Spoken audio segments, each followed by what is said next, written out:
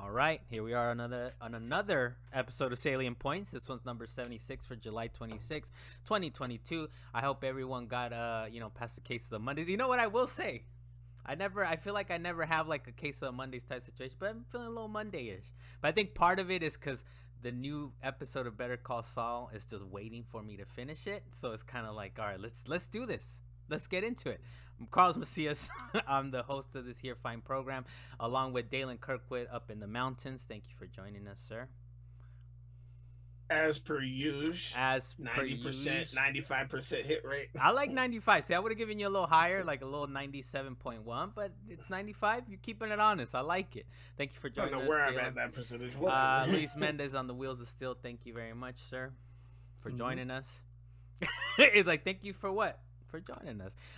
We do have some comments as per usual, as sometimes per usual, because Matthew and Jet, sometimes you guys be missing the boat. But Matthew did come. He did come in hot this week. This comment almost did not make it. So Matthew, get your questions in kind of early, because otherwise you might miss the boat there. But thank you for commenting as per usual. He did say on his comment on youtube.com, as you guys can go on there and like, subscribe, all that fun stuff. Look for us, We Got Comms. He said, damn, I gotta get the homie this time. Wait, I gotta get the homie. Okay, damn, I gotta get the homie this time. Yeah, Sony was saying that they want to be an accessories maker for all platforms. They have their two gaming monitors that are compatible with pretty much anything with an HDMI cable. Then there's the headphones, and actually, and he did a little emoji finger up thing. One of their headphones is the new lineup. And the new lineup is completely compatible with Xbox via the headphone jack, while the other two most likely won't be in wireless mode, but that's because they're Bluetooth headphones. Neither Xbox nor PS5 support Bluetooth. Dalan thought this was about him. I'm not really sure. This no, was he needed to check me. That's what I'm thinking too. Because Dan's like, he gave me credit. I was like, I don't think he gave me credit. By the way, there's no, a two. It wasn't about you. It was about checking me, not about supporting you. That's what that was.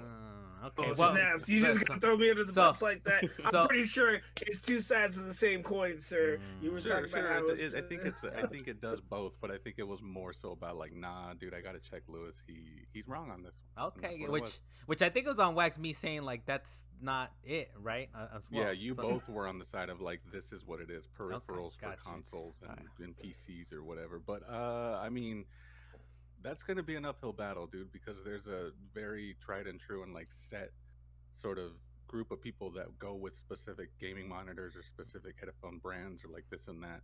And well, I mean, we all know how successful Sony's take on like doing 3D TVs and stuff was, and everyone was using those. As no one, that's what I mean. Yeah, it's not around. It's not around anymore. Hey, but thank you. We appreciate the smoke. Come up all the time. At some point, Beats by Dre didn't exist. I mean, Alienware kind of faded out of existence, and people buy other stuff. Well, don't get me wrong, Alienware still exists, but people aim for other stuff now. And people are out there calling Alienware trash, though. And it used to be like the biggest thing. I mean, but it goes. It does go to Luis's point, right? That they have an uphill battle. I mean, if you guys didn't listen to last week's episode, we're basically talking about how Sony wants to be the Nike of video games gear, right? So we'll see if they can make that happen. And Luis was you said a different thing. So I Matthew thought they were gonna do clothing and stuff like that. That's what I thought it was. Yeah. Hey, look, I'm not a reporter out here.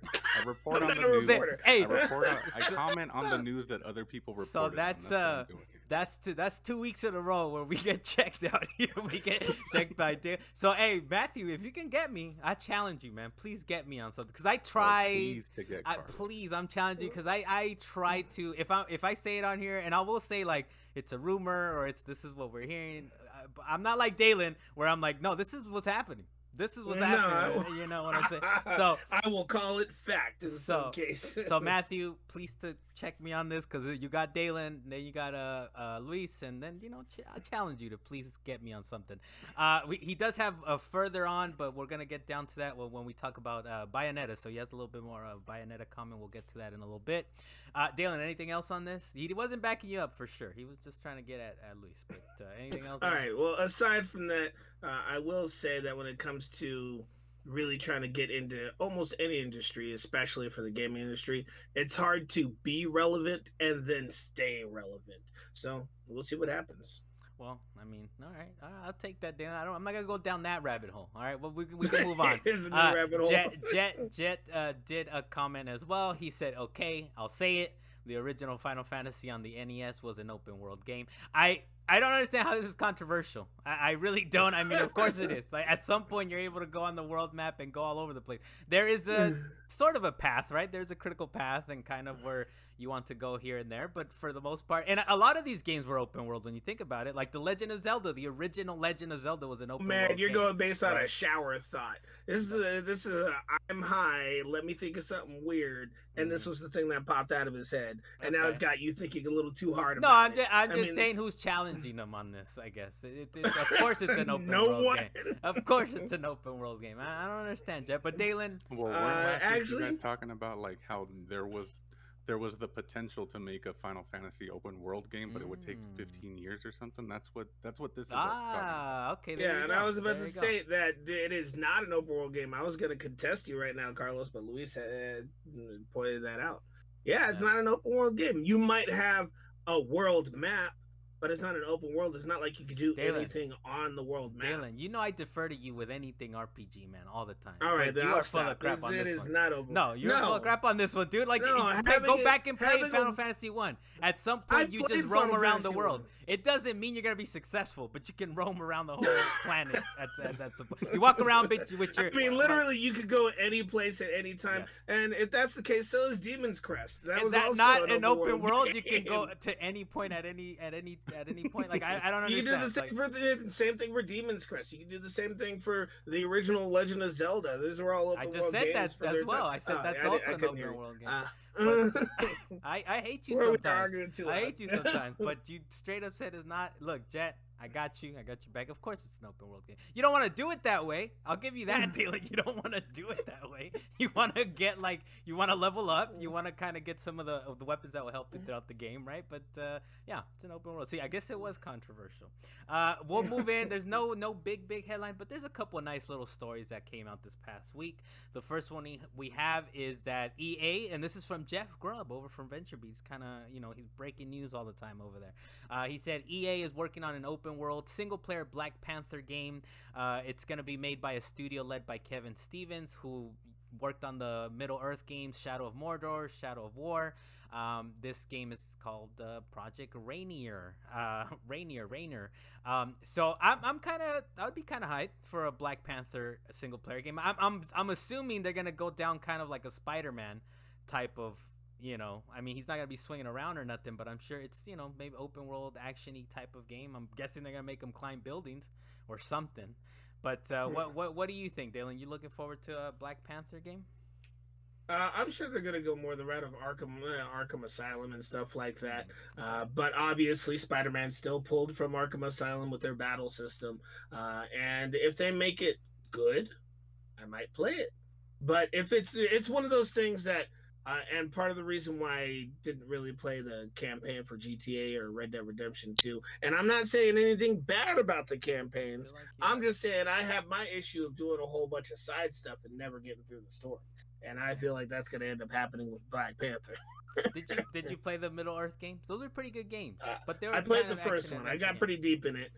But that Nemesis system, even though people like it, I'm like, I don't feel like dealing with this repetitiveness. Man, it was way too repetitive. Well, I mean, they patented it too. They patented that system. So they can't even use. You won't get Nemesis system on this, Dalan. Otherwise, they will get sued. They will get sued to the ground. Because they're using the Nemesis system. But, does that give you kind of some hope that it's coming from that pedigree of game, Middle-earth? I mean, it might not be that exact kind of copy of it, right? From what I understand, it might be like you're working towards being the next Black Panther. So it's kind of one of those type of stories. That's kind of the rumors out there. I don't know. They could go ahead and try and keep T'Challa alive with their digital gaming. That would be fine with me. But as for whether or not I even care for the game, nope, not really.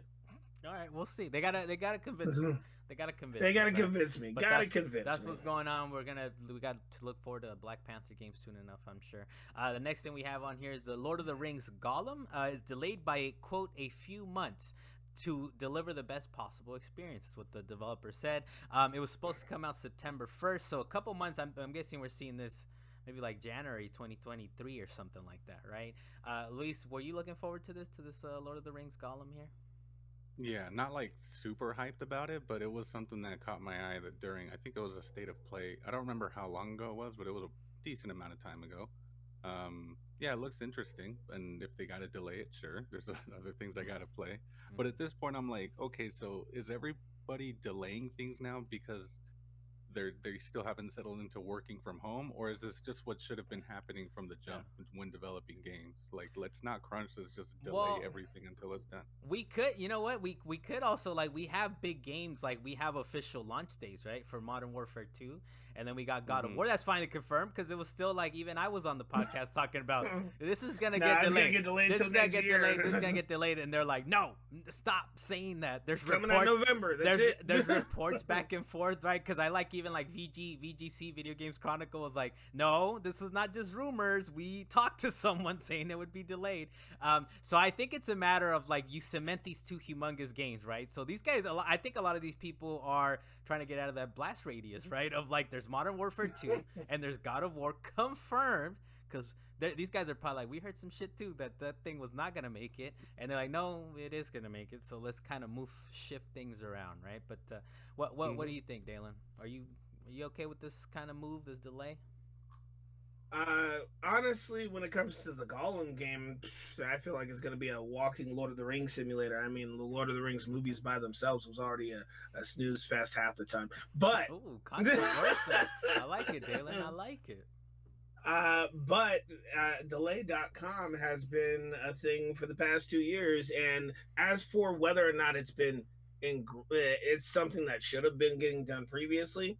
Yeah, all that terrible crunch time was terrible for companies. So if they see crunch time, they're like, nah, let's not do crunch. Let's just delay. That seems better to me. It's better on the representatives. It's better for their outlook. It's better for the game itself. It's just better all around. Yeah, that you lose a little bit of money on the top end, but if they sell it correctly, they're gonna make that money. Well, I mean, if they have their own space, right, when it actually comes out, say in January, we don't really know too much about January, right? As far as I know, there's no Eld Ring, coming out. All I know is don't launch it in November. The current Eld Ring of this year is God of War Ragnarok. Do not launch it in November. It's gonna be kind of scary. Avoid that blast radius. And what is Modern Warfare 2? Modern Warfare 2 is October 28th or something, right? So there's kind of like some scary moments there for some of these companies that they're trying to like launch around the same time. The next thing we have on here, I think this one's a little closer to Lisa's heart here, but Naughty Dog did release a 10-minute deep dive after quote unquote hurtful leaks made it out into the wild. We found out that there's going to be a permadeath mode, a speedrun mode, unlockable costumes, etc. And there was a leaker originally that said there are no gameplay improvements. So I think that's kind of part of like where Naughty Dog might have been like, what? Okay, leaker. So they did come out, and Naughty Dog Vice President Arnie Meyer, he did say after they released this 10-minute deep dive, he said, leaks really suck, especially when we're right on the cusp of an asset drop. It's disheartening and frustrating to teams to have to put their hearts making awesome things for our fans. And then Samuel Prince, who's a senior editor, he also said, he echoed Meyer's feelings. He said, quote, they're extremely hurtful to the devs who work tirelessly to bring you these wonderful games. Public-facing assets take a long time to create, revise, approve, localize, clear legal, ESRB, etc. Be kind. I see you raising your hand, Dalan, but please. I just have the simple question. Ahead, all right, go ahead, Dalan, and then we'll go to Lisa. Are you specifically talking about The Last of Us 1 remake? Yes. Oh, my bad. Yeah, my bad. If I didn't say that, I am talking about The Last of Us Part 1, the leaks, and then Naughty Dog came out. I was like, here's a 10-minute video. Just watch this, please. Luis, what are your thoughts, man, on kind of what's happened in the last week or so? Yeah, I mean, obviously the leaker that said that there were no gameplay improvements was 100% incorrect. That was not the case. I mean, that's why they made a 10-minute video on this thing talking about what has changed in the game. So, if this were, I don't know if either of you two saw this, did you? The video? No, by go ahead and check it out and see if you still think this is a cash grab. Yeah. Right? Just that to me is just a fair point. Check out 5 minutes of it. Don't even watch the whole thing. See if you still think it's a cash grab. Okay. Is it the same thing as like with me with Dead Space? Is that how you feel about it? I haven't really been keeping up with the most I've gotten with Dead Space is you talking about it on the show. Because it's I'm beautiful not keeping up with and it purposefully because I don't want to know about it until it comes out. That's why oh, I'm not looking at these things. But yeah, I guess it's similar. Like they're rebuilding the first game, right? Like it's similar to that. So yeah, I mean, it sucks. It sucks, especially when they had this video lined up to come out pretty soon. So obviously, there's whether it's someone internally that leaked it, they got to figure that out. But then there's also externally, like there's people outside of the company that want to know these things, which is why there's leakers. So I don't know if this was their attempt to sort of try to tell people like, hey, like please respect when we want to reveal things, kind of thing, and also probably internally like let's find out who it was, right? I think that's part of it. I think that's part of like, of course, they, you know, game companies or movies or whatever, or music, whenever you want to release something, you want to be able to control the message, right, of the product, right? Which to me is always control the narrative. You know, they want to control the marketing of it, how people receive this information, right? Because sometimes it's like, what is this? This looks like the same, but they want to be able to kind of run you through it. It's like, no, hold on, look, this is why it's not a cash grab. I still feel, I know we argued it a little bit last week, but I feel like it could be both. It can be a cash grab, it can be a cash grab, and it can also be, look, we put some actual legitimate good effing work into this. So, you know, I think at it that can, point, you to know me, that's not a cash grab. Is something quick though. That's my argument. Which is fair. So, but yeah, of course they want to make money off of this thing. They're gonna sell like fucking shit ton of copies. We're gonna find out, right? Like all these people, like no gameplay improvements, blah blah blah. Okay, don't buy it. Like the Diablo Immortal people, don't spend $10 million a day. Then you know, don't like be making so much money for them. Don't log in. Don't stop logging into GTA 5. By the way, just a quick little reminder. But going back to this, I think part of it is like, yeah, they would have liked to have controlled the narrative, especially for people saying that it's a cash grab, right? They want to be able to say, no, it's not. It's not. Look. We're gonna show you why it's not, and I think part of it is I think the reason that they're saying it's hurtful, and I don't think it's necessarily that we're not respecting their timeline on the scheduling and how they're gonna market it. I think it's more because you have this guy saying like there are no gameplay improvements. Like what do you mean? You know, you can see the developers like, what the hell do you mean, man? You're just saying crap, and then you get all these comments, right, that rise up as like, they haven't done nothing. Of course, it's a cash grab, blah, blah. So I think they're more referring to the fact that it's hurtful that way. But I have heard companies also like, you need to respect when this comes out. Even some like influencers. That's why whenever you hear someone talking about respect the marketing, blah, blah, that's an influencer. That's not a journalist, right? Like that to me is like when I'm like, that's an influencer. You need to respect these companies. Like, yeah, you should be cordial and be nice and all that. But if there's information out there, right? But I think for them, it's just the fact that this came out early. It came out in a way where it's like, well, we can't defend ourselves. We haven't released this video yet, and they probably have to release it early, right? But you know, that's kind of sucks. And I don't know, maybe they are trying to find out, right? I mean, it could have most likely been internally, right? Maybe they had the clip and it's an off-camera thing, or where they're recording it and they're like, look, they're not doing anything about this. But besides that, they are going to make a PC version of The Last of Us Part 1 that's going to be releasing very soon after the PS5 version drops. There's Jonathan Bananos. He's a senior environment texture artist at Naughty Dog. He tweeted in response to Charble 675, he says, super hyped to see any Last of Us on PC. Getting a nice upgrade with it is more than welcome, and I'm super hyped. Amazing work, guys. To which the artist said, glad to hear your hype, man. PC version should come out a little bit later, but very soon after the PS5 release. I'm a little surprised you wouldn't get the PC version of this, Lise. You just PS5 is all the way. I'm surprised you doubt me, Carlos. Okay. What do you think? One single reason why I wouldn't get it on PC? The haptics. You want the haptics, I would assume. No. Oh, okay. Tell me. Trophies. Oh, come on, Carlos. I don't know this. I look. I try not to, you know, spread that. You know, I'm not like saying, I'm not assuming that, you know, people are about trophies. You know what I'm saying? Like some people just like the better. Give me all those trophies. I want them all too. Give me that other platinum again. I platinumed this game twice. Oh, there you go. Give me the third one. Oh, and this one's probably gotta be harder, I'm sure, dude. Like the first time around, they'll give you a chance, and because I think even for like Last of Us Part 2, like the platinum was easy enough, but then they added like a do it in like crushing mode, or I don't know, whatever the permadeath and grounded. Yeah, and at that point I was like, nope, I'm out of here. I'm not doing that. I still got the little platinum like with the original release, but I'm not doing that other stuff. Anything else, at least I guess on that, or we can move on to the next thing. Nah, hyped. Can't wait. I don't know what to do yet, man. Gamefly, I think, is the way for me. I don't know. Sure. I don't know. I guess I'm gonna think about it. Next thing on here is there's going to be no matchmaking for Halo Infinite's online co-op. Games Radar said, quote, online matchmaking will not be available with final co-op, and Xbox spokesperson said, we encourage you to use the Halo Looking for Group, LFG, Looking for Group service and the new Discord voice call feature on Xbox to find players to party up with as you continue playing the beta. I think it's funny, whoever thought there would be matchmaking for co-op, it's like, dude, that's not... It's kind of like how everyone's been calling for like Destiny 2, the raid matchmaking, where it's like you kind of have to know people. And even with Destiny 2, right, we still get randoms on, right? We're like, whatever, man, we don't know you, but just come on in.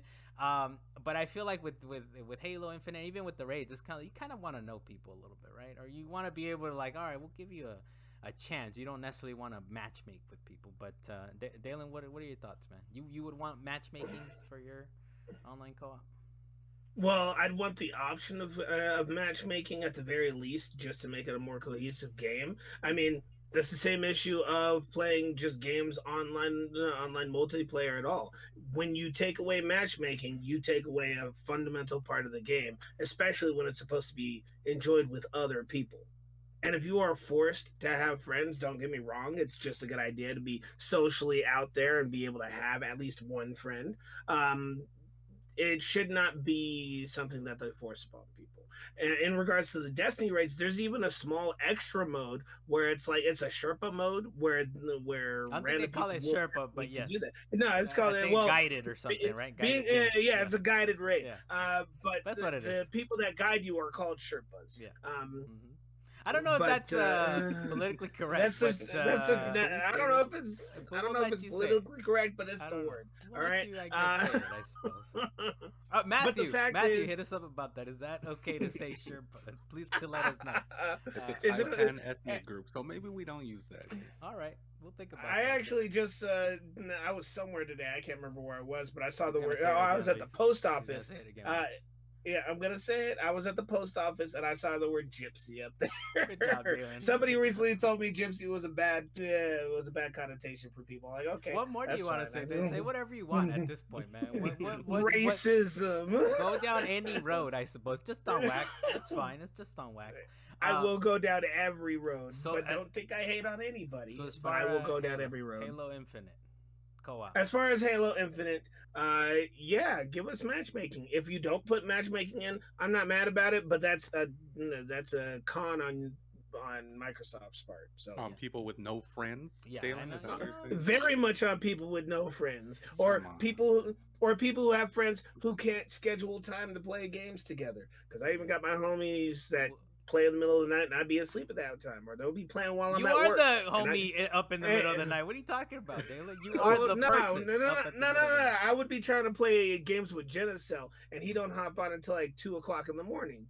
And then I'll be trying to play games with Jeremy Lowe, and he goes to bed at freaking 9:00, so he's off games by 5:00 when I get off work. So what you're saying is you want someone in that sweet spot, in that like yes, I need a sweet spot. I need a sweet spot friend. Sweet spot. Okay, like a 5 or 10-year-old up at 3 a.m. Exactly. 2 a.m. Hey, helping you win tourneys. It's helping you to win tourneys at that time. It's funny. I think Dale's coming up. We're gonna hit him up real quick.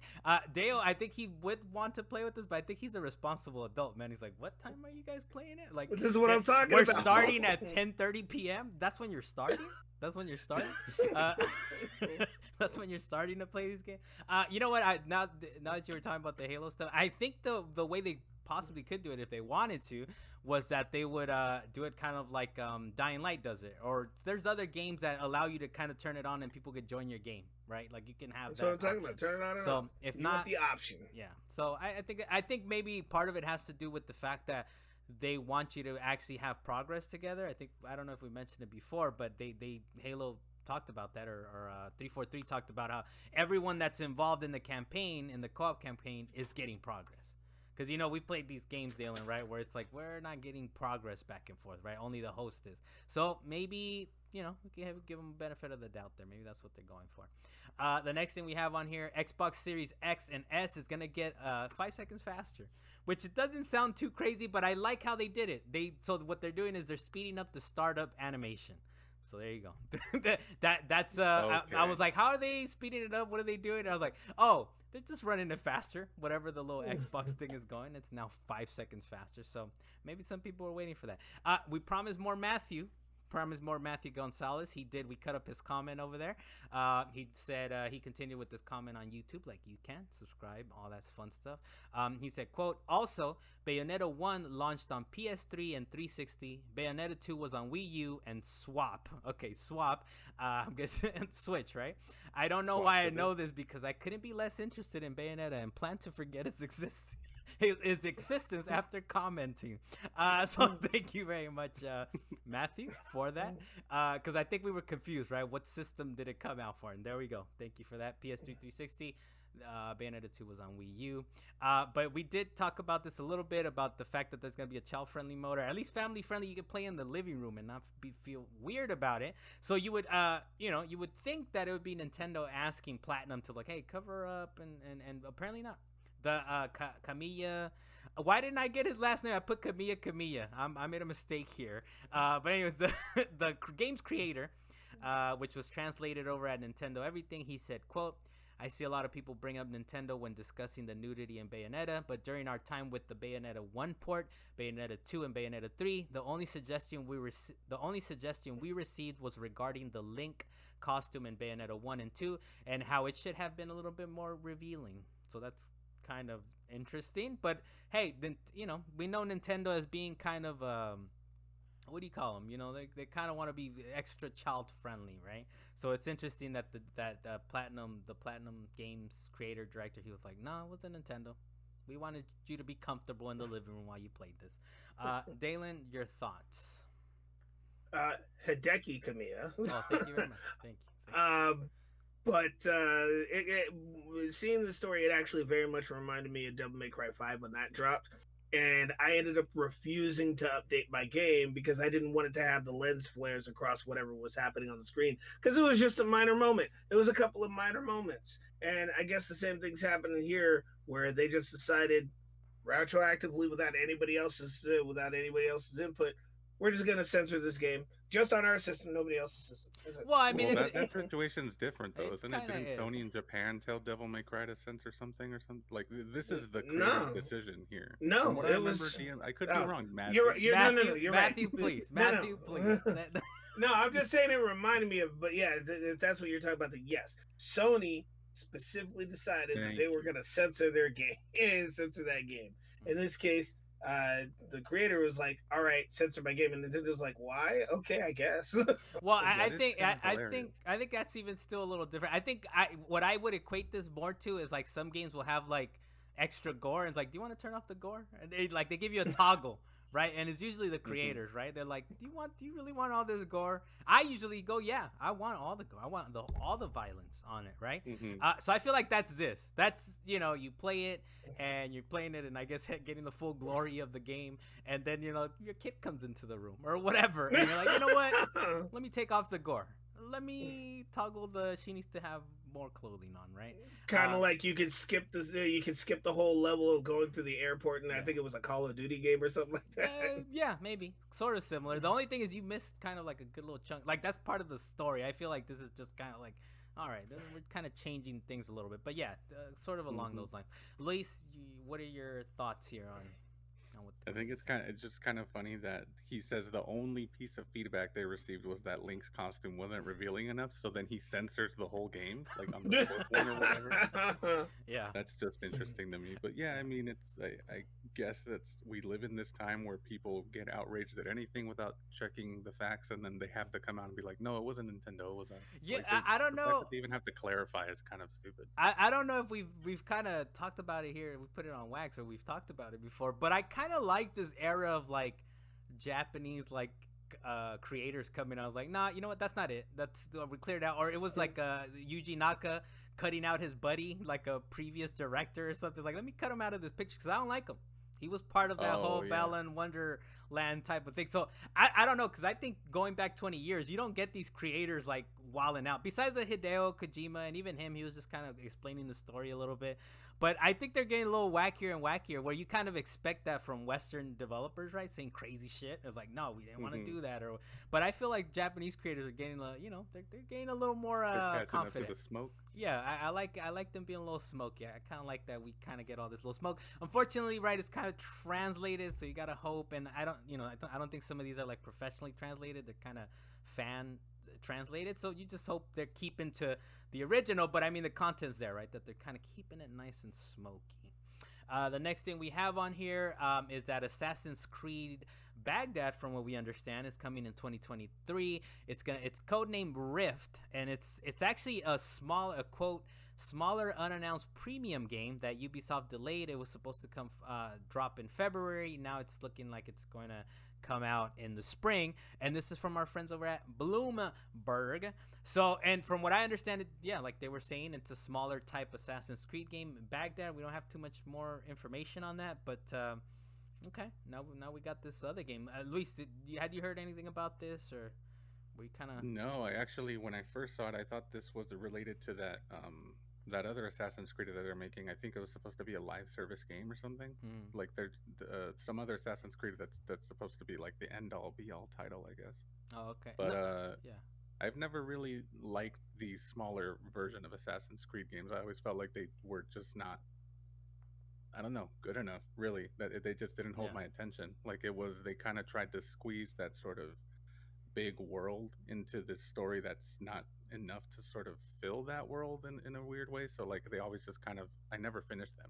So I'm not. Now, and are you? They changed my mind here. Now, are you talking about kind of like the 2D stuff, like the Assassin's Creed China, or like the stuff that came out on PSP or Vita? Oh, China, India, and Russia. Is what you're talking about? Those are different though. Those came out on like the DS or something. I'm talking about like there was one that came out right after, I think, Black Flag. I forgot what it was called.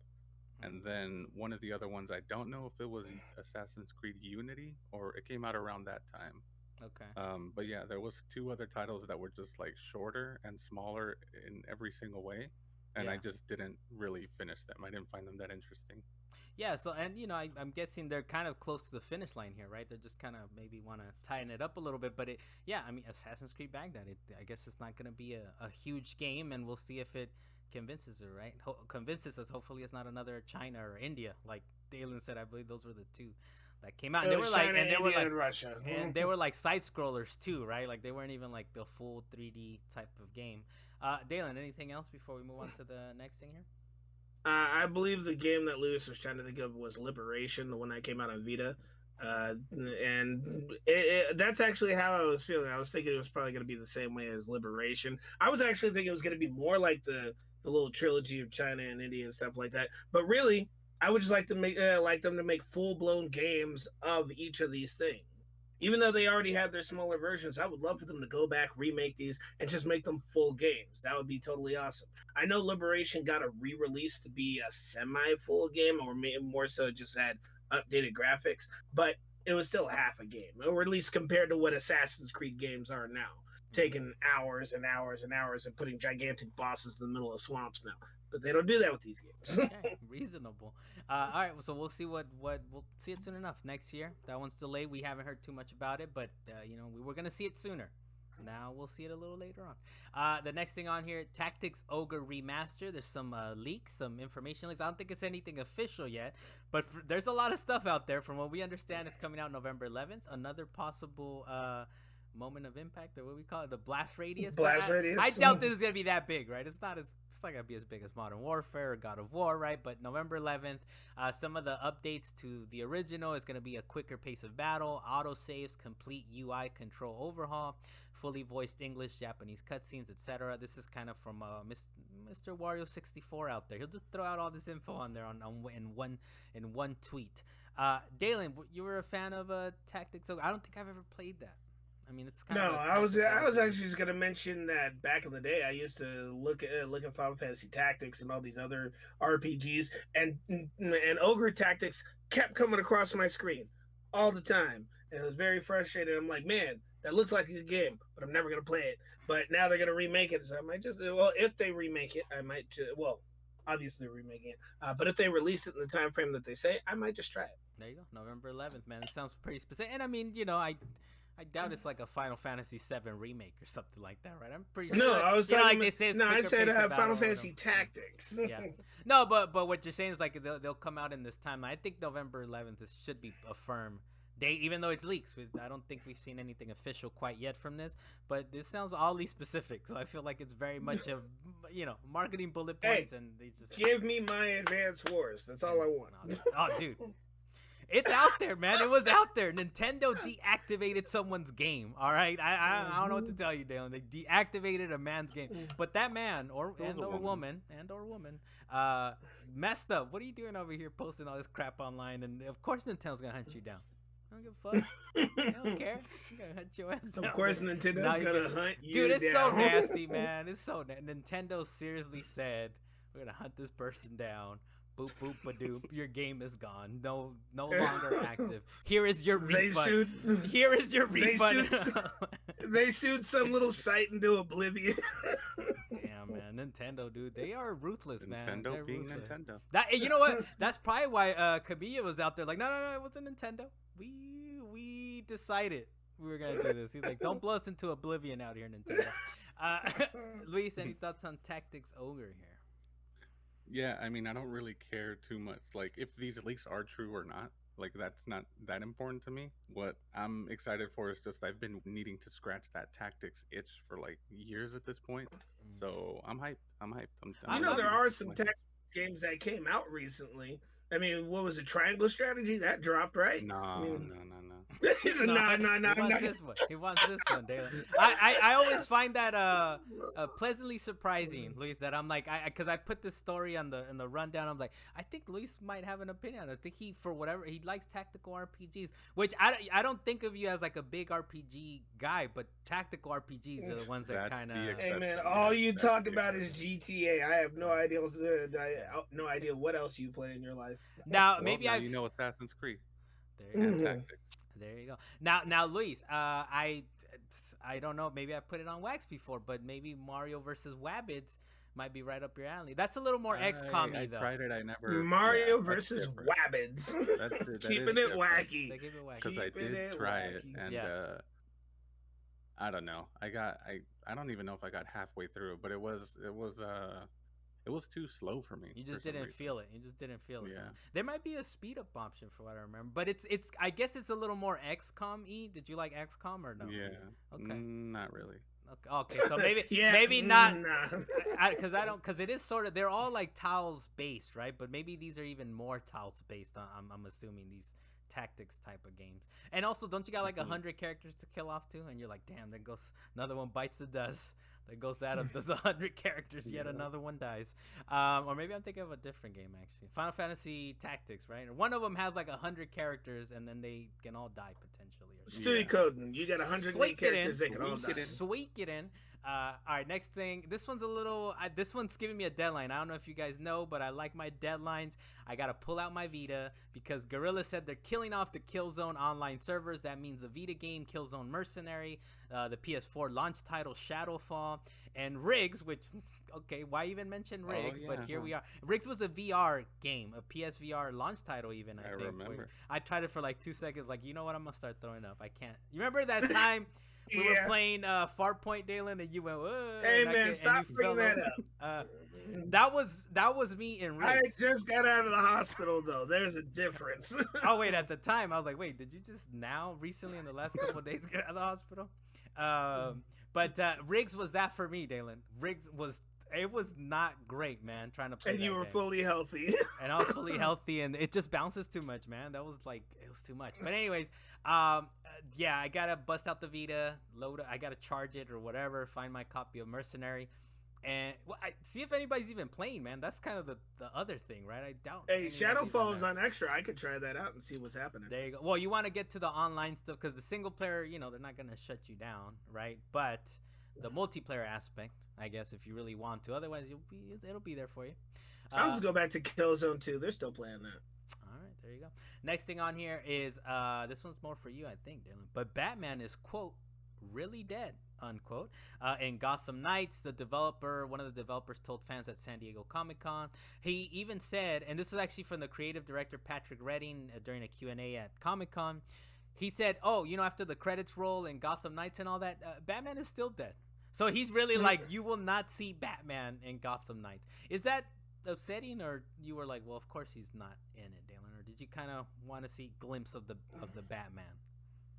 Well, if they decide to keep this particular Batman game as canon in their universe, then it is upsetting because there's a lot of other storylines that they kind of throw out the mix that includes Batman Beyond and future Batman and all that other stuff. So I'm glad that they decided to make a little cohesive story and solidify it, and it's more realistic. I mean, Joker died at some point, but I think those are two different universes at this point. Okay. Well, that was kind of a given with any trailer. And man, it's been 10 years. You'll be okay. Okay, Dalan, I didn't know you were going to justify your spoilers for the people, but that's I will fine. Justify that one. Okay. All right. So you weren't really kind of... Well, I mean, I don't think that precludes them from, like, let's not make a Batman Beyond. That just means for Gotham Knights, right? It's based on, what is it? The Red Hood? You can help me here, Dalan. The Red Hood, the Black Hood. I mean, I don't know. There's all these Red Riding Hood, right? Red Riding Hood is in it, right? So, I mean, they're focused on that, right? Dalan's got to look something up. Dalan, come Red on. Hood, Batgirl, Nightwing, and I don't even remember the last person's name. Oh, Robin. That's who it is. Robin. Okay. Yeah, Robin. I forgot that he's separate from Nightwing. But yeah, it's supposed to be a six comic book series for showing this, and I'm down to read it simply because it's a comic book. And I'm sure we'll play this, right? They definitely said this is just a 2-player co-op game. We're gonna get down with it, right, Dalan? Survive. Let's go. All right, there you go. Next one on here, I think this one's for Dalan as well. Dragon Ball Z horror game Cross. I put Cross with Dead by Daylight is announced. It's gonna come out in October 14th. They also said that Frieza is confirmed bisexual based on quote unquote Bulma's flirting technique. I don't know what that means, Dalan. I don't know if you can kind of help me with that, but I'll help you with that. The boy's trans. Let him live. Okay. But as for Cross. Dead by Daylight is a terrible game. Sure, but this is what this is gonna be, right? What is this called? I should have put it down. My bad, Dan. Do you know what the name is? Dragon Ball Z something. Yeah, I know exactly which one you're talking about. We talked about it some episodes back because you were wondering if it was a good game to play. And they keep showing trailers of it, and it makes me want to play it less and less. The Breakers, Dragon Ball. Whatever, Breakers, sure. Okay. They need to take a break and put that game down and walk away. That's it. It's not gonna be great, right? I mean, we definitely. No, it's not gonna be good. It's not. Yeah. Okay. But when we were talking about cash grabs, this is one of those cash grabs. The same way they did with Kakarot. So many other Dragon Ball games that come out, they're just like, let's put Dragon Ball on it. People will buy it. It's not gonna be good. Who cares? Xenoverse? Yeah, Xenoverse 2. Sure. They added some expansion to it. Not gonna be good, but people are still gonna buy it. It's just once the name is on there, people buy it. So this is what it's like the Naruto games. All of them are terrible, but people are still buying Naruto. So this is what a cash grab actually looks like, is what you're saying. This is what a cash grab. So you take your phrasing back for The Last of Us Part 1. That's not a cash grab. With the fact that they're actually putting some work into it and they just kind of want to re-release it and keep it relevant, I can't call it as much of a cash grab, but they're doing it for the money. as we all are. As we all are, Dalan. I think isn't that what any developer does, though? I think, you would hope, but some of them put no effort into trying to get that money. They don't want to stay employed. They don't want Breakers right here. Okay, there you go. Hey, the Breakers, keep them employed, Dalan. All right, pick that up if you're so interested. Next thing we have on here is Stray. Apparently, is Annapurna's biggest PC launch to date. It beat the publisher's concurrent Steam players record, which was for 12 minutes. They had 8,021 players, which doesn't seem like a lot. But so I'm like, Annapurna, what you guys been doing out here? But that was their last biggest game, is 12 minutes, which was kind of cool, right? That was like it even had some big actors in it, I believe. I forget. I think it had it did. Ridley, but the question is, and what's his name? He was in. I think William Dafoe was in it. I think so. Yeah, I think he was possibly. one. But there was a bigger guy. I can't believe I forgot his name. He was in the Glass and the Split series. I know who you're talking about trilogy, too. I know what you're talking about as well, man. Look. Oh, you guys look it up. You guys look it up or something. But yeah, 12 minutes. I guess I want that to was the say biggest game. Malfoy. No, Well, the guy who played James McAvoy. There you go, James McAvoy. So I still got to play that actually. I still got to go back. But I know it's probably not the greatest game and all that. But I still want to go and kind of check that out. But anyways, that was their biggest game before Stray. Stray peaked at 62,963 concurrent players. So congratulations out there. I know you guys are still waiting on that. I'm gonna give a review right here on what you've been playing. We're gonna try something out in a little bit. But other than that, what do you guys think about kind of like it's been in the cultural zeitgeist, right? That it's like it's Stray, and people modding it, and I think I see I don't know if maybe Deo, I think I saw him, he has a Garfield mod or something. He's using Garfield or something. He's walking around with crazy other characters. I know they even put CJ from San Andreas as the cat, which is odd. But Luis, what are your thoughts here on kind of how popular the game's been? Yeah, I mean, cats, dude. Cats. That's all it takes. Cats, dude. I'm surprised it took this long to make this game. As soon as anybody saw that, they're like, oh my god, I get to play as a cat. Wait, I get to like lay down on somebody? Wait, I get to like meow for no reason? You could just be a cat. There's a dedicated meow. There's a dedicated meow button. Surprised it took this long for Annapurna, because I believe, I don't know if it's still the case, but I believe years ago, their logo used to resemble a cat or something like that. Like not quite literally like a cat drawing, but it looked kind of like whiskers or like a face. But yeah, I mean, it's like, aside from 12 minutes, which I think most people probably played it on like Xbox Game Pass or something because it was free on there. Yeah. That's probably why these numbers aren't as huge. But then again, it also launched day one on, well, I was going to say on PlayStation's Extra Plus Premium version, but a lot of people but they're probably talking aren't about paying PC. for that. So. And these are talking about in Steam, right? So they definitely have no, to yeah, pay I know. for it on Steam. I'm saying that's why I think maybe 12 minutes numbers were lower there. But then when I was looking at Stray's numbers, I was thinking, well, people probably aren't willing to shell that much cash when they're getting the prorated rate to upgrade to premium or whatever on PlayStation. So that could be why it moved over that way a little bit. But yeah. Dalan, your thoughts on Stray here? More Perna is that I feel like Stray is going to completely overshadow pretty much everything else that Annapurna has done, because at this point I can't even think of anything else Annapurna has done outside of 12 minutes. I mean, I know Luis just said that they had an older logo that had the cat, but what were they doing? They've never made any huge titles at all. Yeah, so what were the small titles? Indie. I don't even know any of the small titles. Yeah. Well, this helps, right? It helps when you have a huge game that is like, we did Stray, and Willem Dafoe showed up in one of our games at one point. Like it kind of helps, right, to build it up. Like how actors, portfolio. Yeah, how actors, I forget what they call it, but actors like they can get as much as what they made in the last film, right? Like it's really like you're trying to build it up, and maybe this is good job, Annapurna. And I will be a little critical of the game. Well, review wise, I will talk about it and what you've been playing. But one more thing before we get there, we have that this one's kind of exciting. I kind of feel excited about it, and I don't play it, and also. Stop logging into GTA 5. I mean, look, take what we say and just don't log in, right? But apparently GTA Online players will now be able to jog inside all the buildings, or inside all buildings instead of being forced to walk, which I always thought was a little weird. I always try to run, you tap the X to run around. The few times I've played GTA Online, I'm like, why can't I run inside this building? But now you will, apparently. I don't know if it's with this next update, Lisa, or I would hope that with tonight's update or tomorrow's update or whenever it is. But does this get you kind of hyped for that you can run around inside of buildings now? Yeah, no, not the. If you were to pick, honestly, any one singular of the updates, because really the big update for this coming up one is all just quality of life. Literally, like new couches in every building. New couches everywhere. Yeah. No, but there's a bunch of these things in GTA that have sort of, I don't know if this was the case with this particular thing, walking inside of certain buildings, but there's a lot of things that sort of were supposed to be inconvenient enough to kind of slow you down, but not so inconvenient that you stopped playing the game. Because I think they just wanted to make you make money not as fast as if you were to just buy a shark card.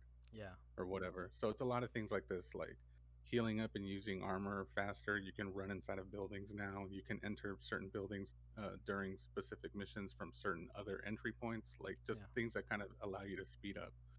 So it's just general like quality of life updates across the board, and that's why people are kind of excited.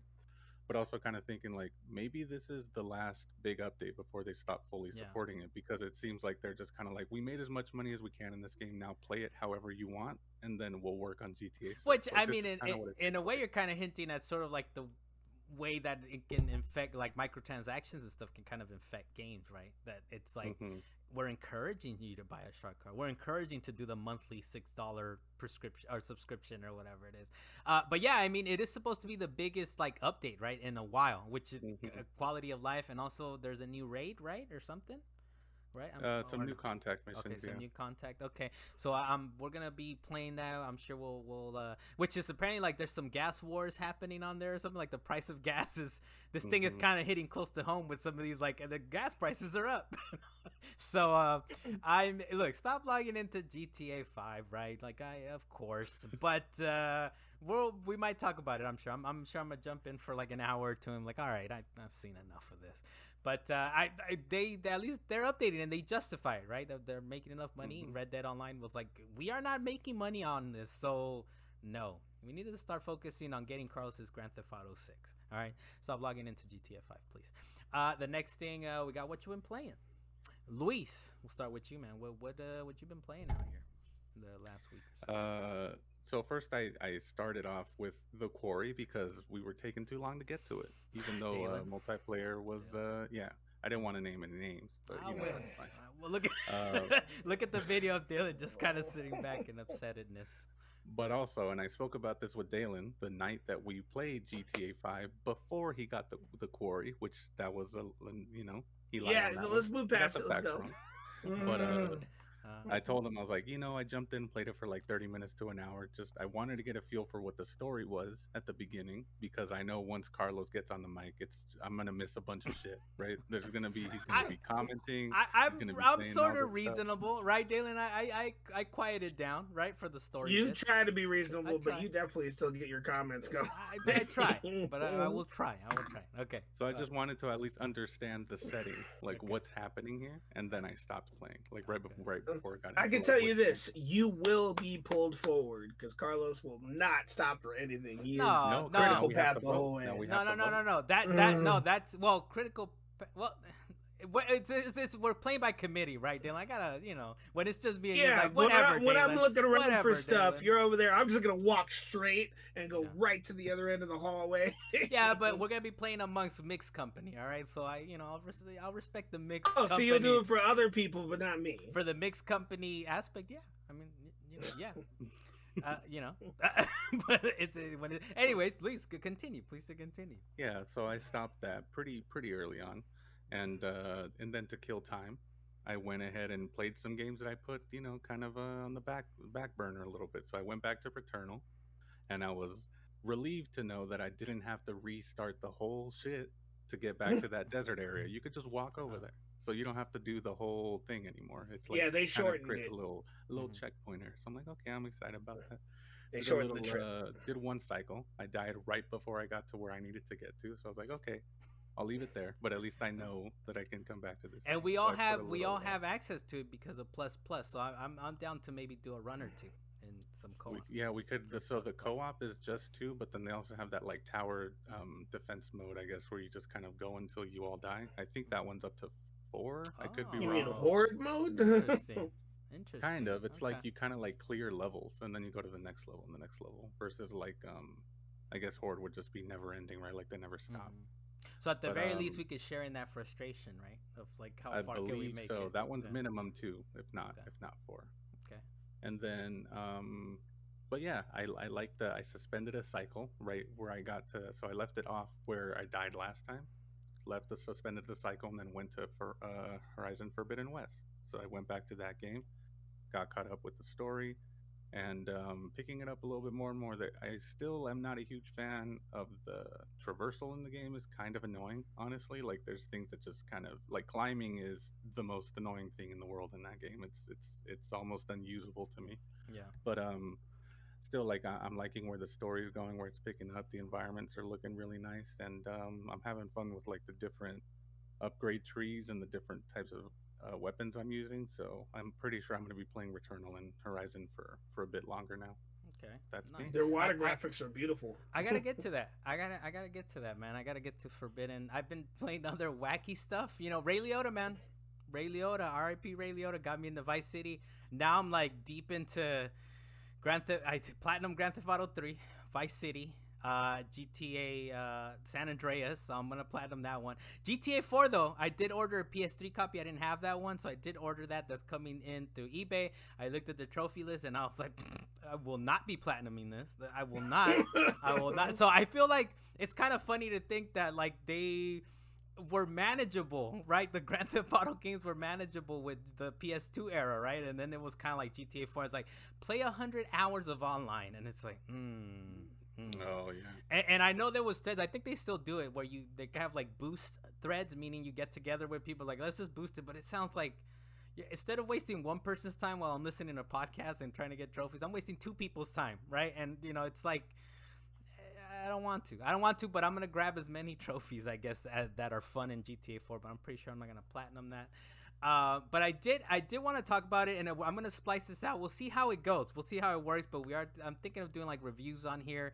The first one, it's a podcast review, but I'll have like some quotes that we pull from here. So if you guys have any thoughts, please to throw them out there. But I did play Stray. And Stray is what I put on here is Cat Fancy for $26, which to me it's that's kind of what it took for me to jump up to plus. Or what did our friend Jet say, Dalan? He said it's the plus stratumum or something like that, or stupid. PlayStation plus the premium. Plus the premium. I kind of like the Barcade calls it plus, so I like plus. So I did. It took me $26, and it was worth it, man. I feel it was worth it. I think I'm gonna have plus to the end of the. Oh, you actually bought it. Well, no, you got a. So did you get premium or did you get extra? I think I went to the extremest one, whatever the right, the plus.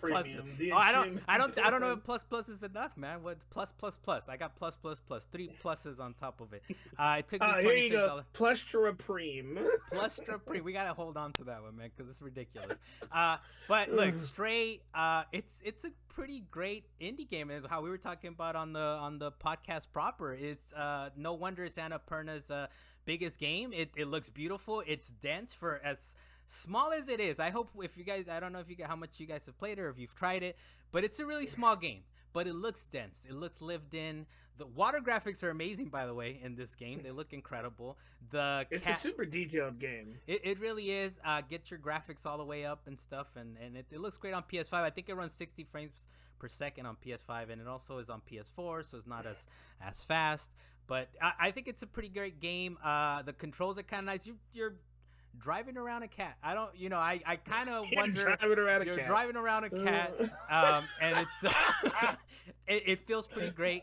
The controls are nice, and it's funny to kind of like be seeing the world from like a miniature creature. Right, like it's like, how do I get through this door? It's like, oh, so I have to jump around. How do I open it? It's like, oh, you just go through the bars. You just go through the bars because that's just walk. Because you are a cat. You have, like we mentioned before, you have a dedicated meow button. You know, that's pretty great. It actually does something. Yeah, it sort of does, but not really. It's sort of like a mechanics. Don't want to spoil it too much because I know, Luis, you haven't played it, right? But you are gonna play it at some point. No, I haven't played it yet. So I don't want to get too spoilery, but it does something, but not really. It's a dedicated meow button. It does something. You haven't noticed it, then. I know. Look, He beat the game. I beat the game, Dylan. We could talk about it apparently off camera. you didn't use meow enough. No, we can talk about it off camera. I just don't want to spoil it for Luis, but I don't feel like it's as impactful as you think it is. But anyways, dedicated mouse button. It's very vertical type of gameplay. You're looking for like little perches to kind of sneak around. I like it. I do like that the internet kind of blew up around it and they were doing mods and all this stuff, but I don't know, man. I don't, these indie games, for whatever reason, I'm like, yeah, it's cute, it's fine, but you will have fun now with it. Do it again. It's pretty short. It's about a 5-6 hour game. It's also like you get stuck. I got stuck on some of the puzzles where like, where do I have to go? It doesn't really direct you that well. Once you figure out how to do them, of course you feel dumb about it, right? You're like, of course that's what it took. But so some of the like signposting is not all there. But other than that, it's a pretty quick game. I think I beat it in about 5 or 6 hours, and I did go back for the platinums, and it's an easy platinum. It's a fun enough platinum. I did the speed run, which is very generous. if you follow a speedrun guide, you still have like 30 minutes left over. But there's something about it that they kind of added like components to it, or they added like extra gameplay mechanics to it that I was like, oh man, I thought, they kind of added like you shoot down some of the enemies and like, with like little like sort of a black light, and some of the stuff that they add to it is not, I don't know, it kind of it loses its innocence in a way, where I was like, I was enjoying its innocence. And by the end of the story is kind of interesting. I don't want to spoil it, but I don't think it was mind-blowing either. But look, you're a cat.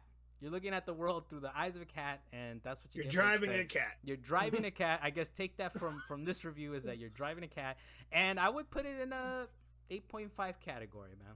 I feel like the internet's out there like dropping 10s all over the place. I don't know how you guys feel about that, but I feel like for me it's definitely about an 8.5. Definitely check it out, Luis. You're gonna have fun with it. Dalan, I don't know if you kind of started it. I did start it. Okay, what are your impressions so far? Like I said, it's a highly detailed game, and even some of the minor things, if you get lost, there are ways to actually really see which direction you're supposed to go. And there are a bunch of little hints everywhere. You don't notice it right off the bat, but there are hints everywhere where you're supposed to be going. Yeah. So it's actually a very interesting way to make it. It's basically a puzzle game. It's a big puzzle game. Yeah. And I enjoy it. Well, it's a small enough world, right? You think it feels very dense and lived in, which is nice, right? But it's like you're saying, it's a puzzle game, and there's definitely clues all over the place. It's quaint. You know what I think I would have liked though, because it's kind of a rundown town, and the robots like take like characteristics from humans and blah blah. Like, get the fuck out of here. I don't know. Maybe that's what it is. That I'm like, why not just put humans in it? Like, okay, so they're we got The Walking Dead, we got post-apocalyptic areas where there's still humans around. They're just dealing with a lot of crap. They're downtrodden, they're dealing with the blackouts and whatnot. So, but it's a quaint little game. It's a quaint little game. Definitely, if you don't have to pay $120 to upgrade to plus, grab it. Like for me, $26, I think it's about $30 a game. Even for $30, I think it's a pretty good game. And it is one of those, like, I kind of have to go back to like one of those things where it's like, I'm looking for these kind of games. I'm looking for a game that's like short, high quality. You drive a cat, and the cat drives well. And it's a nice little fun platinum as well. I suggest you platinum it as well, Dalan. If you got the time. If you could pay $26 to get extra and still be able to play Stray, I'd do that. There you go. I think it's definitely worth the price of admission out here.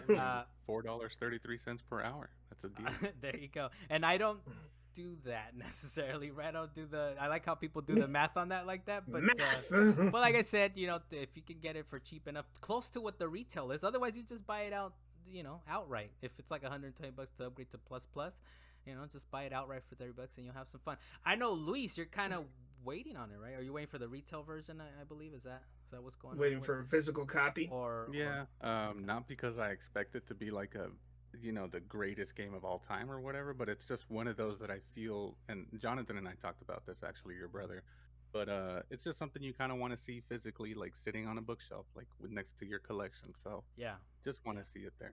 It's definitely one of those. But look, I mean, we're seeing sort of the quote unquote value of plus, sort of. I mean, if I had to upgrade to plus and it was the prorated like $80-$90, I'd be like, I might have to. You are going to confuse people with your plus. I might have to GameFly when it retails, because that's what I did for Sifu, and there was another game that. It's really weird, right? That some of these games come out months later, right? The physical copy of some of these games. I know I did it for Sifu. If the plus version of this would have cost me so much money, then I probably would have waited. I would have waited for the physical you needed copy. That physical copy of Tetris, Puyo Tetris. That's what you needed. Yeah, but that one was like $20 too, and it came out pretty. There's few games where I'll wait for the physical, but for this one, I was like, look, I'll just grab it. But I do get Lisa's point. It is one of those nice little games where like, this is a nice game. I don't know when I'm going to drive a cat again, so I do want to have it on my bookshelf for just kind play Persona 5 Royal. You'll drive a cat in that. Dalan, so I think that's it for the Stray review. 8.5 on my end. I liked it very much. Dalan, what else? What you been playing out there, man? Or did you have anything else to say on Stray? Well, I was just gonna say for Stray, I'm just not gonna give it my own review number quite yet, simply because I haven't beat it yet. Yeah. But I'll get there. Maybe I'll write a review of my own or add it to yours. There you go. Well, anyways, on there. I have actually been playing two other games aside from my normal Destiny and Rocket League type stuff. The homie Genicel, I brought him up earlier. He let me have Ghostwire Tokyo. That's the one where where it's first person and you got the guy with the magic hand and he's out there killing a bunch of ghosts out in the world. And it's basically like walking into an anime. It is straight up walking into an anime, and it's actually extremely fun. I was having all kinds of a good time with that game, and I just want to really delve into it. However, I also know Raji Epic Journey is leaving the Game Pass in a couple of days, and I was like, nah, gotta get it in before that goes. You gotta fall into those, man. I always look at the what's leaving Game Pass, and it gives me that sense of like, damn, I gotta go download that. I did that with Quarry on. I don't know if I talked about last week. Yeah, you did. Yeah, if it says leaving Game Pass, I think the last batch of leaving Game Pass, I was like, whatever, man, they can leave. You know, they can. No, it's actually been sitting on my Xbox for like 2-3 months. I just hadn't got around to actually playing it. But now that I know it's gonna be leaving, I'm like, nope. Can't let it sit no more. Gotta go play it. So I booted it up immediately. Had like a 2 gig update because apparently they're putting all the extras into the game. I don't care about the extras though. I just wanted to play the game, and it's basically mini Prince of Persia. It is mini Prince of Persia. I know you've been waiting. I know you've been waiting on that Prince of Persia remake that will never happen. It will never happen. Postponed indefinitely. They said, don't worry, Dylan. January 2022, it'll be in your hands. And then they said, you know what? We don't know. We just don't know. At this point, we just don't know. But what is this a Japanese developer, American developer? Do you know where it comes from? Or well, I know it's an indie developer because it's specifically revolving around Hindi. It's all Hindi lore, just straight up Hindi lore. They even have Hindi voice actors for it to I hope actually you're using the right word for that, but put a little disclaimer on there. Yes, I am. Okay. Yes, I am. Hindi is the correct word for it. All right. But you could either switch it to English or Hindi, and I decided to keep it English because I didn't feel like reading all the subtitles at that moment. Okay. And it's honestly a pretty fun game. They actually make you have a feeling of progression as you go through the stages. There are stages. It's not just story just flowing through the whole thing. What reminds you of Prince of Persia?